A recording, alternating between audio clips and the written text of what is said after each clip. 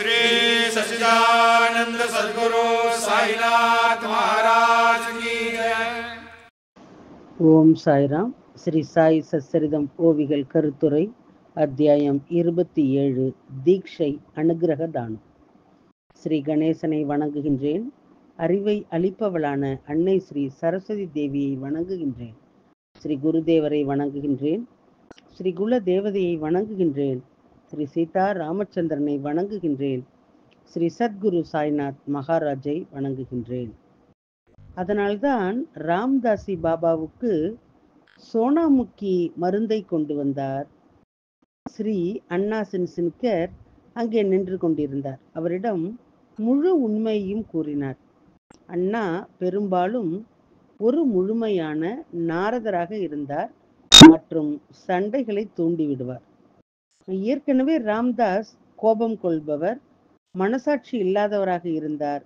அதற்கு மேல் ஸ்ரீ சின்சினிக்கர், அதாவது நாரதர், ஷாமாவுக்கு பாபா எப்படி உன்னுடைய புத்தகத்தை கொடுத்தார் என்று சொன்னார். அப்போது சூழ்நிலைக்கேற்ப அங்கு பரபரப்பு ஏற்பட்டது. ராம்தாசி சந்தேகத்திற்கு இடமான இயல்புடையவர். கூர்மையான சுபாவம் கொண்ட ராம்தாஸுக்கு மாதவராவ் மீது சந்தேகம் இருந்தது. எனது புத்தகத்தை கைப்பற்ற மாதவராவ் தானே பாபாவை இடைத்தரகராக்கினார் என்று அவர் தவறாக புரிந்து கொண்டார். கோபத்திலே ராம்தாசியும் பாபாவுக்காக சோனாமுக்கி கொண்டு வந்ததை மறந்துவிட்டார்.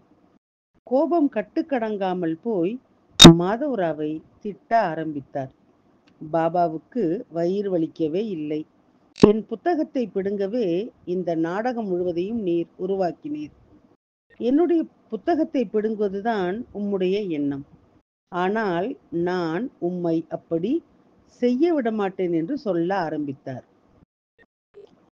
நாம் பெயராலும் இயல்பாலும் ராம்தாசி தைரியமும் பயமும் இல்லாதவன். என்னுடைய புத்தகத்தை நேரடியாக திருப்பி தரவில்லை என்றால் முன்னாலே என்னுடைய தலையை உடைத்து இரத்தத்தை உன் முன் தெளிப்பேன் என்று கூறினார்.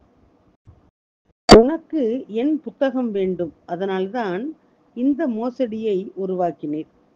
பாபாவை முன்னால் வைத்துக்கொண்டு திரைக்கு பின்னால் இருந்து நீயே முழு விளையாட்டையும் விளையாடிவிட்டாய். மாதவராவ் அவனை சமாதானப்படுத்த எவ்வளவோ முயன்றும் அடக்க முடியவில்லை. ராமதாசியினுடைய கோபம் தணியவில்லை. அப்போது மாதவராவ் அமைதியான மனதுடன் அவரிடம் சொன்னதை கேளுங்கள். கபடி மற்றும் மோசடிக்காரன் என்று என் மீது தேவையில்லாமல் குற்றம் சாட்ட வேண்டாம். உமது இந்த புத்தகம் அரிதான விஷயமல்ல. இது எல்லா இடங்களிலும் எளிதாக கிடைக்கின்றது. உம்முடைய புத்தகம் தங்கத்தால் பூசப்பட்டிருக்கின்றதா? அந்த புத்தகத்திலே வைரங்களும் நகைகளும் பதிக்கப்பட்டிருக்கின்றதா? அரே, என்னை பேசவிடு. ஆனால் உனக்கு பாபா மீது நம்பிக்கை இல்லை என்றால் உன்னுடைய வாழ்க்கையே அவமானம். ராம்தாஸினுடைய பிடிவாதத்தையும் உறுதியையும் பார்த்த பாபா அவரிடம் இனிய குரலிலே, ஏய் ராம்தாசி, நீ ஏன் இப்படி கோபப்படுகின்றாய்? காரணமே இல்லாமல் ரகளை செய்கின்றாய் என்று சொல்ல ஆரம்பித்தார். ஏன் வீண் கோபம் உனக்கு வருகின்றது? அரே ஷாமா, உன் சொந்த பிள்ளை இல்லையா? அவனை கண்டித்து உடம்பில் உள்ள ஒவ்வொரு நரம்பையும் ஏன் நீ கலங்க வைத்துக் கொள்கின்றாய்? இவ்வளவு வீண் புரளிகளை உலகுக்கு காட்ட வேண்டிய அவசியம் என்ன? எப்பொழுதும் சண்டையிட தயாராக இருக்கும் நீ என்ன மாதிரியான சந்தர்ப்பவாதி? இனிமையான மென்மையான வார்த்தைகளிலே நீ பேச வேண்டும். இவ்வளவு கிரந்தங்களையும் புத்தகங்களையும் படித்த பிறகு உனது மனசாட்சி ஏன் இன்னும் தூய்மையற்றதாக உள்ளது? ஏய், நீ தினமும் அத்தியந்த ராமாயணம் படிக்கின்றாய், விஷ்ணு சகஸ்ர நாமத்தை ஜெபிக்கின்றாய். ஆனாலும் உன்னுடைய இந்த சண்டை குணம் நீங்கவில்லை. உன்னை ராம்தாசி என்று சொல்கின்றாயா? ராமதாசி முற்றிலும் பற்றற்றவர். நீ எப்படிப்பட்ட ராமதாசி? உனக்கு எதிலும் பேராசையோ பற்றுதலோ இருக்கக்கூடாது. பெரியவர் சிறியவர் என்று அனைவரையும் நீ சமமாக நடத்த வேண்டும். ஆனால் நீ மற்ற எல்லா சாமானியர்களையும் போல நடந்து கொள்கின்றாய்.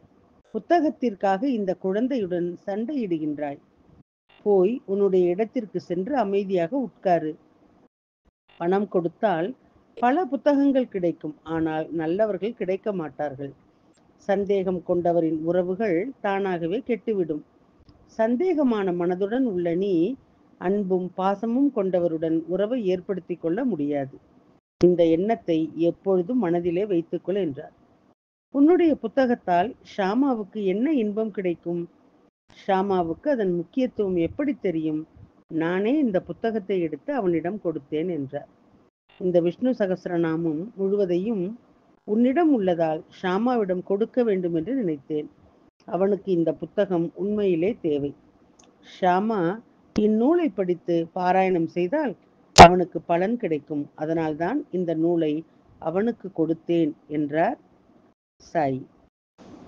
பாபாவின் விளக்கம் ரச இனிமையான வார்த்தைகளும் அன்பும் வார்த்தைகளின் இனிமையும் ஆனந்த வடிவில் உள்ள குளிர்ச்சியினுடைய தனித்துவமான வர்ணனை என்னவாக இருக்க முடியும்? ராமதாசி ஆத்திரமடைந்ததால் அவனது கோபம் முழுவதுமாக தணியவில்லை. தன்னுடைய மனதின் உள் அலைந்து கொண்டிருந்தது. ஆனால் பாபாவின் விளக்கத்திற்கு பிறகு அவன் சிறிது புரிந்து கொண்டான். மாதவராவிடம் இந்த புத்தகத்திற்கு பதிலாக உன்னிடமிருந்து நான் பஞ்சரத்தின கீதையை வாங்கிக் கொள்வேன் என்றான். அப்போது ராமதாசி அமைதியடைந்ததைக் கண்டு மாதவராவ் மகிழ்ச்சி அடைந்து, இந்த புத்தகத்திற்கு பதிலாக ஒன்றல்ல 10 பஞ்சரத்தின கீதை உனக்கு தருகின்றேன் என்றார். பிறகு இந்த சண்டை சச்சரவாகி இந்த சண்டைக்கு இணையாக கீதை புத்தகமானது. ஆனால் கீதையினுடைய கடவுளை அறியாதவன் அந்த கீதையால் என்ன பயனடைவான்? சாயின் முன்னமர்ந்து ஆன்மீக ராமாயணத்தை ஒரு அத்தியாயத்திற்கு பின் இன்னொரு அத்தியாயமாக பாராயணம் செய்து வந்த ராமதாசி சாயியை கூட மதிக்காமல் சாயியுடன் ஒரு சின்ன விஷயத்திற்கு சண்டையிட தயாராகிவிட்டார். இப்போது இதை பற்றி என்ன சொல்வது? ஆனால் நான் ஏன் இதை சொல்லி யாரையும் தேவையில்லாமல் குற்றம் சொல்ல வேண்டும்? ஷாமாவுக்கும் அந்த ராமதாசிக்கும் இடையே எந்த சர்ச்சையும் இல்லாமல் இருந்திருந்தால் விஷ்ணு சகஸ்ரநாமத்தின் முக்கியத்துவத்தை நாம் அறிந்திருப்போமா? சாயி ஈஸ்வர் இந்த சர்ச்சையை உருவாக்கிய புத்தகத்தை நமக்கு வாசிப்பதற்காகவும் நமக்கு தருவதற்காகவும் பயனளிப்பதற்காகவும் அந்த புத்தகத்தினுடைய முக்கியத்துவத்தை நமக்கு புரிய வைப்பதற்காகவும் பாபா தனது சொந்த வயிற்று வலியை கூட மறந்துவிட்டார். அதுவே ஸ்ரீ சாயியினுடைய அமானுஷ்ய வரம். இவ்வளவு முயற்சித்தும் குழப்பமும் இல்லாமல் இருந்திருந்தால் மாதவராவ் இந்த விஷ்ணு சகஸ்ர நாமத்தின் முக்கியத்துவத்தையும் நாமத்தினுடைய மகத்துவத்தையும் நம்பியிருக்க மாட்டார். ஷாமா விஷ்ணு சகஸ்ர நாம புத்தகத்தை எடுத்து படித்திருக்கவும் மாட்டார். முக்தியினுடைய பாதையை காட்டுவதற்காக அசாதாரண விளையாட்டுகள் சாய்நாத் மகாராஜ் எப்போதும் விளையாடுவார். என்னென்ன திட்டம் தீட்டுவார் என்பதை மதிப்பிடுவது மிகவும் கடினமான பணியாகும். பின்னர் மாதவராவ் விஷ்ணு சகஸ்ரநாமத்தின் மீதான விசுவாசம் வலுப்பெற்றது. அவர் ஸ்ரீ காக்கா சாஹிப் தீக்ஷித் மற்றும் பேராசிரியர் கணேஷ் கோவிந்த் நார்கே ஆகியோரிடம் சரியான உச்சரிப்பை கற்றுக்கொண்டார். அவர் விஷ்ணு சகஸ்ரநாமத்தின் எழுத்துக்களை பற்றிய அறிவை பெற்றார். படிப்படியாக அவர் முழு புத்தகத்தையும் மனப்பாடம் செய்தார். பாபாவின் முன் அந்த ராம்தாசியுடன் ஷாமாவினுடைய தகராறும் மேலோட்டமாக வினோதமாக மட்டுமே தோன்றிய இந்த சம்பவம் இங்கு முடிவுக்கு வந்தது. உண்மையிலே இது சாய் சமர் தனது பக்தர்களுக்கு தூய நற்பண்பு நிறைந்த ஆன்மீக உணர்வை கொடுக்கவும் பக்தர்களின் வாழ்க்கையிலே பரவசத்தை ஏற்படுத்தவும் செய்த மறுக்க முடியாத மங்களகரமான திட்டம். மத நூல்கள், இறையியல் மற்றும் ஆன்மீக அறிவை தொடர்ந்து கடைபிடிப்பவர்கள் மீது பாபா மிகவும் அன்பு கொண்டிருந்தார். பாபா இதையெல்லாம் சந்தர்ப்பத்திற்கு ஏற்ப தனது லீலை மூலம் எளிதாக காட்டினார். இதையெல்லாம் பாபா எப்படி செய்தார் என்று பார்ப்போம். ஒரு முறை பாபு சாஹேப் ஜோக் ஷீரடியிலே தபால் மூலம் ஒரு பார்சல் பெற்றார். பின்னர் பாபு சாஹேப் உடனடியாக அந்த பார்சலை ஏற்றுக்கொள்ள தபால் நிலையத்திற்கு செல்ல புறப்பட்டார். அந்த பார்சலிலே லோகமானிய திலக் எழுதிய கீதா ரகசியா என்ற புத்தகம் இருந்தது. அந்த புத்தகத்தை தன்னுடைய அருகிலே வைத்துக்கொண்டு பாபு சாஹேப் சாயியை தரிசனம் செய்வதற்காக மஸ்ஜித் மாய்க்கு சென்றார். குனிந்து பாபாவை வணக்கம் செய்யும் போது அவர் பக்கத்தில் இருந்த பார்சல் பாபாவினுடைய காலிலே விழுந்தது. அப்போது பாபா அந்த புத்தகத்தினுடைய பக்கத்தை எடுத்து, பாபு சாஹேப், இது எந்த புத்தகம் என்றார். பின்னர் பாபாவின் முன் பார்சல் திறக்கப்பட்டது. இது லோகமான்ய திலகரினுடைய கீதா ரகசியம் என்று பாபாவிடம் அவர் கூறினார். அந்த புத்தகத்தை பாபாவினுடைய கையிலே கொடுத்தார். பாபா அதை பார்க்க ஆரம்பித்தார்.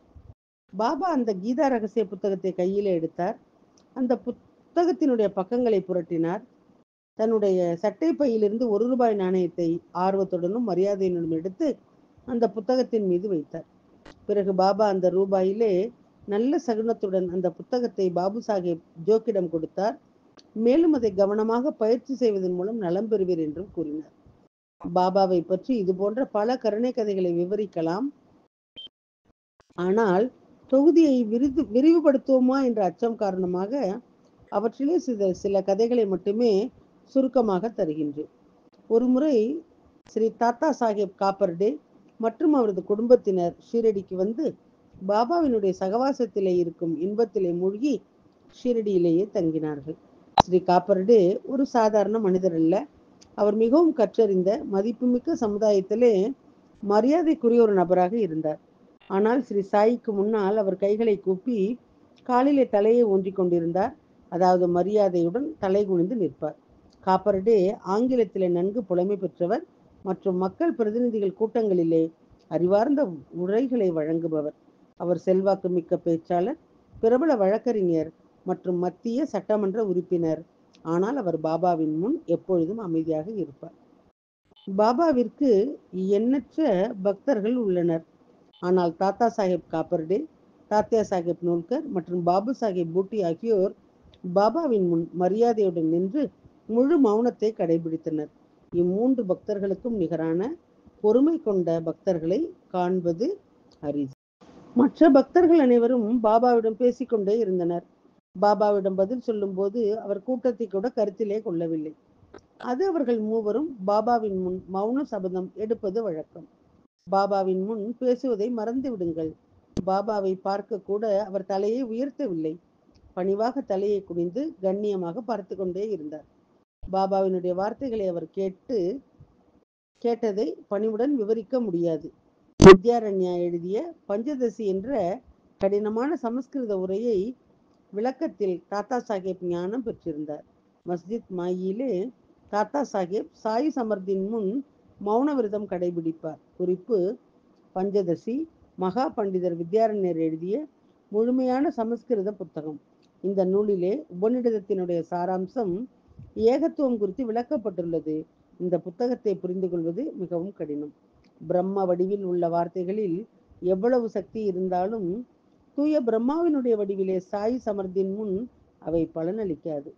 சாயி பரபிரம்மத்தின் திகைப்பூட்டும் வடிவம் அறிஞர்களை கூட வெட்கப்பட வைக்கின்றது. ஸ்ரீ தாத்தா சாஹேப் காப்பர்டே ஷீரடியிலே 4 மாதங்கள் தங்கியிருந்தார். அவருடைய குடும்பத்தினர் 7 மாதங்கள் தங்கியிருந்தனர். பாபாவின் தோழமையிலே அவர்களது அன்பு நாளுக்கு நாள் அதிகரித்தது. ஸ்ரீ தாத்தா சாஹேப் காப்பர்டேயினுடைய மனைவி லக்ஷ்மிபாய் காப்பர்டே மிகவும் பக்தி கொண்டவர். பாபாவின் பாதத்திலே பக்தி செலுத்தினார். பாபாவின் பொருட்டு தினமும் நைவேத்திய தட்டுடன் மஸ்ஜித் மாய்க்கு வருவார். திருமதி காப்பர்டே சாய் நைவேத்தியம் பெறுவதற்கு முன்பு உணவு உண்பதில்லை. மகாராஜா சாப்பிட்டு முடித்த பிறகுதான் அவர் சாப்பிடுவார். ஒருமுறை திருமதி காப்பர்டேவுக்கு முக்தி நேரம் உதயமானது. ஸ்ரீமதி காப்பர்டே அசைக்க முடியாத பக்தியை கண்டு மிகவும் கருணை கொண்ட ஸ்ரீ சாய்நாத் அவளுக்கு பக்தியினுடைய பிரகாசமான பாதையை காட்டினார். அத்தியாயம் 27 தீட்சை அனுகிரக தானம், ஓவிகள் மற்றும் கருத்துரை அடுத்த தொடரிலே கேட்கலாம். சாயை பணிவோம். சாந்தி நிலவட்டும். श्री सच्चिदानंद सद्गुरु साईनाथ महाराज की जय।